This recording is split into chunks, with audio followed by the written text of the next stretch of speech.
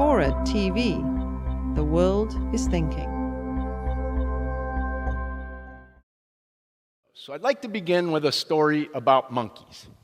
You take 5 monkeys and you put them in a cage, and you suspend a bunch of bananas from the roof of the cage, close the door. Inside the cage is a little stool. Now, monkeys like bananas, and they're pretty smart, so they look at the bananas, they look at the stool, they pick up the stool, they go for the bananas, and as soon as the first monkey touches the bananas, you spray freezing cold water on all of them, which they hate. And they back off, and then they'll creep forward and they'll try again, and you spray them again.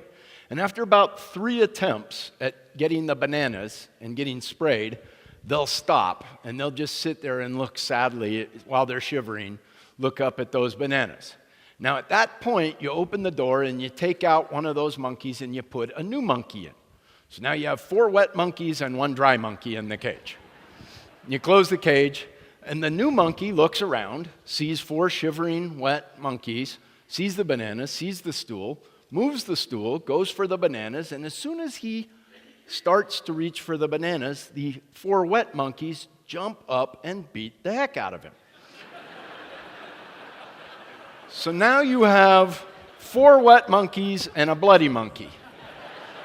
And you open the door and you pull out one of the wet monkeys and you put in a dry monkey. So it's now 3 wet monkeys, a bloody monkey, and a dry monkey. And you close the door, and the dry monkey looks at the bananas, looks at the stool, moves. Now all 4 of the other monkeys jump up and beat the heck out of him. So now you have 2 bloody monkeys and 3 wet monkeys, and you repeat this process again and again. And the 5th time you repeat it, there are now no wet monkeys left in the cage. There's 4 bloody monkeys and a dry monkey. The dry monkey, the new guy, looks at the stool, looks at the bananas, moves the stool, goes for the bananas, and the other 4 jump up and beat the heck out of him. Now think about that. Why did they do that? Because that's the way it's always been done. That's what you do. But none of them ever personally experienced getting wet. They don't know why that was the way it was. Just that's the way it was. So that's what they did.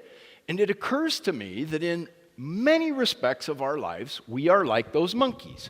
We do lots of stuff that we have no idea why we do it, and we don't even bother to examine it.